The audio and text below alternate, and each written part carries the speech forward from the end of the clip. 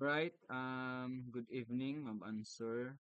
So karon magkuanday tanaw kani tawag ani mag-upload ta og atong syllabus using files, no? So kung dili mo sa HTML, so pwede ra gid kaayo na ato i-direct nato og upload ato ang file as PDF. So this time maghimo ta no. So adto lang ta sa ato ang tawag ani tong course nato. For example, no, na ako nag-diretso man ko. So, kana, example, mo ninyong course. And then, click edit mode.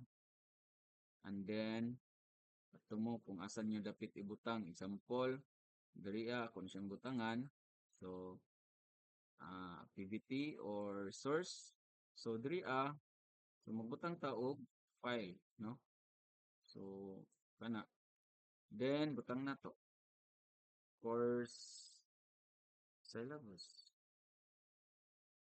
So, pwede ragad kayo file, no? Then, add, no? Kung napa may description, pwede po siya. Tapos, inyo lang display para, mo, please read this syllabus. No? Please read this syllabus for your guide. For your study guide. So, click na to ning add. Choose files. No? Sa choose files, makita na to na, kung ano, kanini ang mangita ko diri kaning tawag ani kanina mga syllabus diri kung say ay tawag ana available. So akong pilion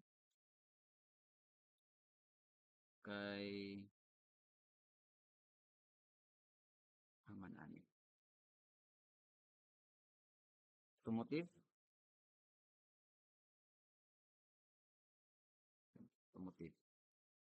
So naa na siya, no? Then upload this file. So this time parang dili siya ma-download, no? Kada click na to ani mo download man gud ni kung ang imong settings is wala siya naka-embed.